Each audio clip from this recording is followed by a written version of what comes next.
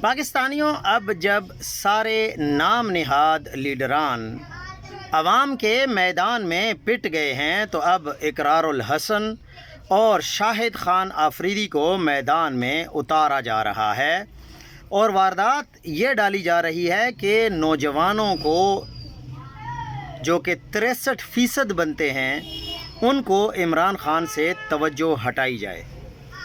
اللہ کا واسطہ دیتے ہیں، کوئی بھی نوجوان وزیر اعظم بن جائے لیکن عمران خان سے ہماری جان چھڑا دو۔ بندہ پوچھے کہ نوجوان وزیر اعظم بن بھی جائے تو کیا روس سے سستا تیل خرید سکے گا؟ کیا بائیو میٹرک ووٹنگ مشین لگا سکے گا؟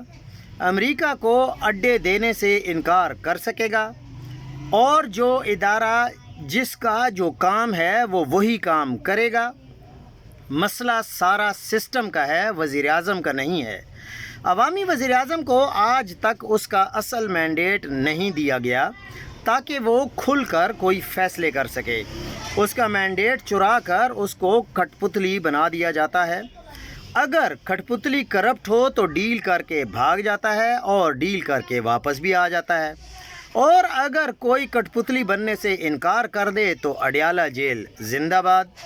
اقرار الحسن صاحب، تم اپنی چھاپے مارنے والی شعبدوازی کرو، یہ تمہارے لیول سے اوپر کی گیمیں ہیں، تم سے نہ ہو پائے گا۔ جو اڈیالہ جیل میں 800 دنوں سے قید ہے وہ اللہ کے فضل سے کر لے گا۔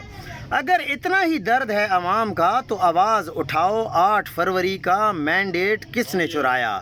اپنی نہتی عوام پر گولیاں کس نے چلوائیں؟ ارشد شریف کو کس نے شہید کیا؟ اقرار میاں، یہ بڑے جگرے والی گیمیں ہیں اور اڈیالہ والا قیدی کر لے گا۔